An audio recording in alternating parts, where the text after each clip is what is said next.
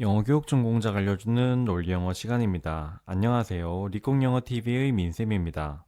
여러분, 지금까지 우리는 첫 영상인 팔품사와 문장 성분과 가장 최근의 영상인 가정법을 제외하고는 모두 동사와 함께 사용되며 함께 덩어리를 형성하는 조동사에 대해서 배웠습니다.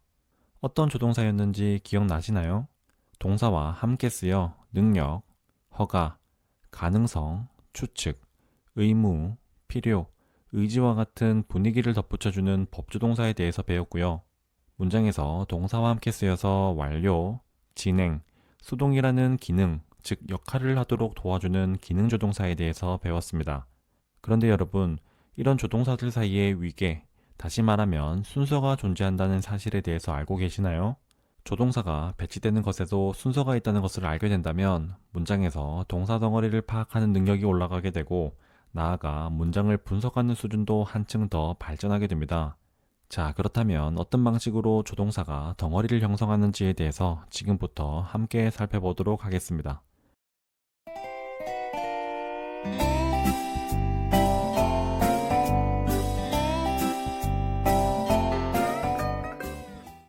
이제부터 여러분은 시제 법안진수라는 단어를 머릿속에 넣으셔야 합니다. 시제 법안진수. 이 단어는 무엇을 의미할까요? 여기서 유심히 보셔야 할 점은 바로 단어가 붙어 있는 순서입니다. 이 순서는 절대 바뀌어서는 안 됩니다. 시제, 법안, 진수. 항상 이 순서대로 붙어야 하는 것이죠. 그렇다면 이제부터 이 단어가 품고 있는 의미에 대해서 살펴보도록 하겠습니다. 일단 첫 번째로 시제, 법안, 진수라는 단어에서 시제는 현재 시제, 과거 시제로 표현되는 이 시제를 의미합니다. 법은 법조동사, 완은 완료상, 진은 진행상, 수는 수동태를 의미합니다. 두 번째로 시제와 문장에서 중심이 되는 본동사를 제외한 나머지 성분은 필요에 따라 써주면 됩니다. 즉, 시제 법안진수에서 법 완진수는 생략이 가능한 것입니다. 이는 조금만 생각해보면 당연한 말인데요. 법조동사를 써서 분위기를 나타낼 필요가 없으면 안 써주면 되는 것이고 완료, 진행, 수동이라는 기능을 표현할 필요가 없으면 안 써주면 되는 것이니까요. 세 번째로 시제는 가장 왼쪽에 있는 성분에 한 번만 표시가 됩니다. 그리고 여기서의 시제는 이 시제를 의미합니다. 즉 현재 시제와 과거 시제를 의미하는 것입니다. 그렇다면 법안진수라는 덩어리를 형성할 때는 시제가 어디에 표시되면 될까요? 가장 왼쪽에 있는 법에 표시하면 됩니다. 법조동사에 시제가 표시된다는 말은 무슨 뜻일까요? 법조동사 will을 예로 들어보겠습니다. 법조동사 will에는 현재라는 시제가 표현되어 있고 우드에는 과거라는 시제가 표현되어 있습니다. 혹시 아직도 will 하면 미래 시제가 떠오르는 분이 계신다면 이전 영상으로 돌아가서 꼭 재학습 및 복습을 하고 이 영상을 다시 보시기를 추천드립니다. 완진수라는 덩어리를 형성할 때는요, 가장 왼쪽에 있는 성분인 one에 시제가 표시되겠죠? 여기서 one에 표시된다는 것은 have pp로 표현되는 완료상의 덩어리에서 기능조동사 have에 시제가 표시된다는 의미입니다. 진수라는 덩어리를 형성할 때는요, 진에 시제가 표시되면 됩니다. 진행상은 be 플러스 ing로 구성되어 있고 그 중에서 시제는 기능조동사 be에 표시가 됩니다. 수 하나만 남았을 때는 어떡할까요? 수동태는 be 플러스 pp 꼴로 생겼습니다. 따라서 기능조동사인 be에 시제가 표시되면 되는 것입니다. 그렇다면 법안진수가 모두 생략되고 본동사만 남았을 때는 어디에 시제를 표시하면 될까요? 당연히 본동사 자체의 현재, 과거라는 시제를 표시하면 되는 것이죠. 네 번째로 완진수라는 기능조동사들은 덩어리를 형성할 때 자신들만의 순서를 정해서 그 순서를 철저하게 지킵니다.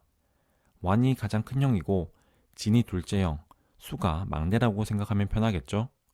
다시 말하면 완진수라는 형제들이 함께 덩어리를 형성할 때는 항상 형이 막내보다 먼저 놓여야 하는 것입니다. 완진수라는 패턴은 가능하지만 수진완, 수완진이라는 패턴은 불가능한 것이죠. 이 순서로 패턴을 만들어 보면 나올 수 있는 패턴이 총 8가지입니다. 다음 표를 한번 볼까요? 완진수, 완진, 완수, 진수, 완, 진, 수. 마지막 기호는 수학에서 쓰이는 공집합 기호인데요. 완, 진, 수라는 기능조동사가 쓰이지 않고 오로지 본동사 하나가 이끄는 문장을 의미합니다. 일반 동사 혼자 쓰이는 문장처럼 말이죠. 다만 이 공집합 기호는 이 순간의 설명을 위해 적어준 것뿐이며 실제로 문장 분석을 할 때 쓰지는 않을 예정입니다. 자, 그럼 시제 법안 진수라는 단어를 통해서 배울 수 있는 내용에 대해 본격적으로 이야기해 보겠습니다. 여러분, 완료상, 진행상, 수동태가 어떻게 생겼는지 알고 계시죠? 완료상은 have pp 꼴로 생겼고요. 진행상은 be-ing의 꼴로 생겼습니다. 수동태는 be 플러스 pp의 꼴로 생겼습니다. 완료상, 진행상, 수동태의 꼴을 머릿속에 넣어둔 채로 이제는 완, 진, 수라는 기능조동사를 조합해 동사 덩어리를 만들어 보겠습니다. 단순히 생각하면 완, 진, 수를 가지고 덧셈을 한다고 생각하면 되겠습니다. 첫 번째로 완료와 진행을 더해 보겠습니다. 완료상의 pp 자리에 진행상의 기능조동사 be가 놓여서 pp 꼴인 been으로 변했다는 것만 알면 되는 패턴입니다. have been ing. 앞으로 여러분은 have been ing라는 동사 덩어리를 만나게 된다면 have been에 밑줄을 긋고 완이라고 적고 been ing에 밑줄을 긋고 진이라고 적은 뒤 완진, 완료 진행의 동사 덩어리구나 라고 받아들이면 되는 것입니다. 여기서 have와 be는 완료와 진행을 나타내는 기능조동사이며 단어의 실제적인 뜻을 가지고 있는 본동사는 ing 부분입니다. 시제는 맨 앞에 있는 완, 즉 have에 표시가 됩니다. 다음으로는 완료와 수동을 한번 더해 보겠습니다. 완진과 마찬가지로 완료상의 pp 자리에 진행상의 기능조동사 be가 놓여서 pp 꼴인 been으로 변했다는 것만 알면 되는 패턴입니다. have been pp. 앞으로 여러분은 have been pp라는 동사 덩어리를 만나게 된다면 have been에 밑줄을 긋고 완이라고 적고 been pp에 밑줄을 긋고 수라고 적은 뒤 완수, 완료 수동의 동사 덩어리구나 라고 받아들이면 되는 것입니다. 여기서의 have와 be는 완료와 수동을 나타내는 기능조동사이며 단어의 실제적인 뜻을 가지고 있는 본동사는 pp 부분입니다. 시제는 맨 앞에 있는 완, 즉 have에 표시가 됩니다. 다음으로는 진행과 수동을 한번 더해 보겠습니다. 진행상의 ing 자리에 수동태의 기능조동사 be가 놓여서 being으로 변했다는 것만 알면 되는 패턴입니다. being pp. 앞으로 여러분은 being pp라는 동사 덩어리를 만나게 된다면 being에 밑줄을 긋고 진이라고 적고 being pp에 밑줄을 긋고 수라고 적은 뒤 진수, 진행수동의 동사 덩어리구나 라고 받아들이면 되는 것입니다. 여기서 be와 being은 진행과 수동을 나타내는 기능조동사이며 단어의 실제적인 뜻을 가지고 있는 본동사는 pp 부분입니다. 시제는 가장 왼쪽에 있는 진, 즉 be에 표시됩니다. 다음으로는 완료와 진행, 그리고 수동 세 가지를 한번 더해 보겠습니다. 완료의 pp 자리에 진행의 be가 와서 been이 되었고 진행의 ing 자리에 수동의 be가 와서 being이 되었다는 것만 알면 되는 패턴입니다. have been being pp. 앞으로 여러분은 have been being pp라는 동사 덩어리를 만나게 된다면 have been 부분에 밑줄을 긋고 완이라고 적고 been ing 부분에 밑줄을 긋고 진이라고 적고 being pp 부분에 밑줄을 긋고 수라고 적은 뒤 완진수, 완료 진행 수동의 동사 덩어리구나 라고 받아들이면 되는 것입니다. 여기서 have와 been 그리고 being은 완료와 진행, 수동을 나타내는 기능조동사이며 단어의 실제적인 뜻을 가지고 있는 본동사는 pp 부분입니다. 시제는 가장 왼쪽에 있는 완, 즉 have에 표시됩니다. 자, 그럼 완진수, 완진, 완수, 진수, 완, 진, 수, 그리고 아무런 기능조동사 없이 본동사 하나가 이끄는 문장을 포함하면 총 8가지 패턴이 생겼습니다.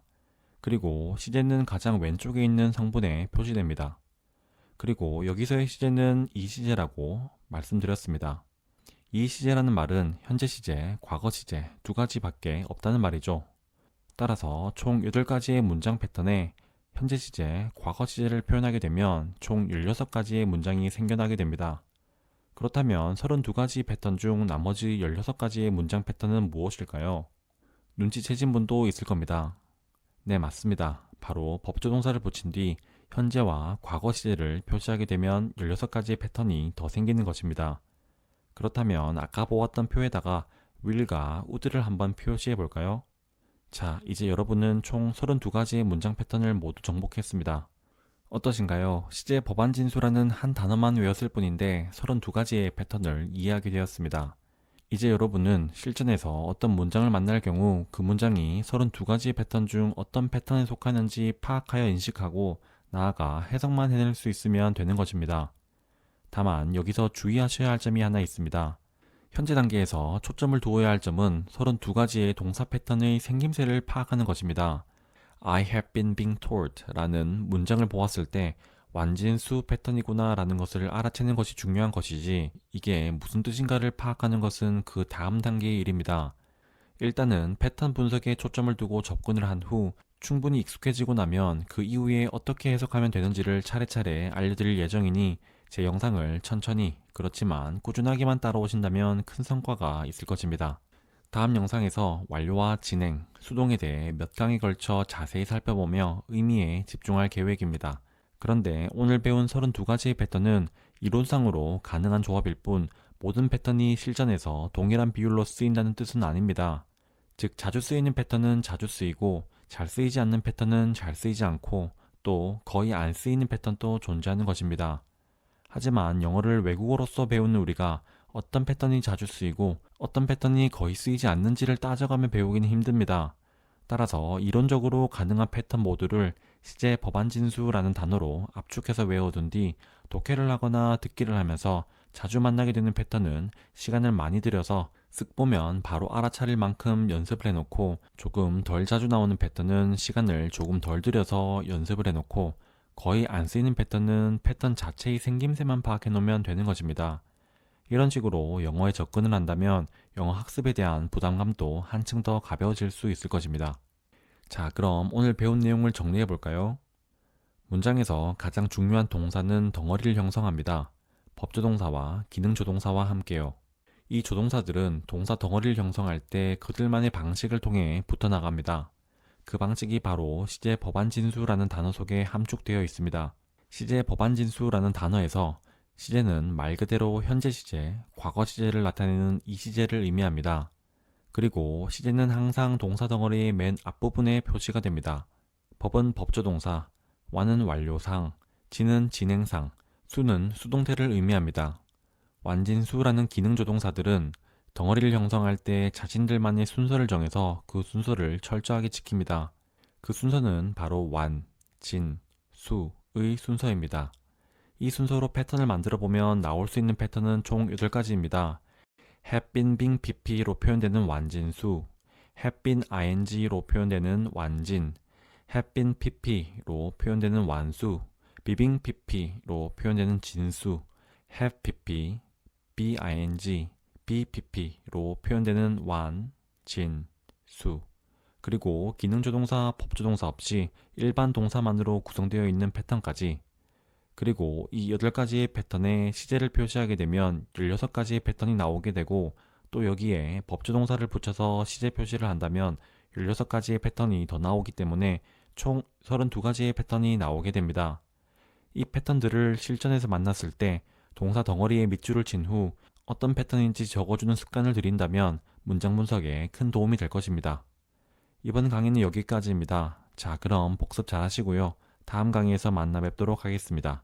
지금까지 리콩영어TV의 민쌤이었습니다. 감사합니다.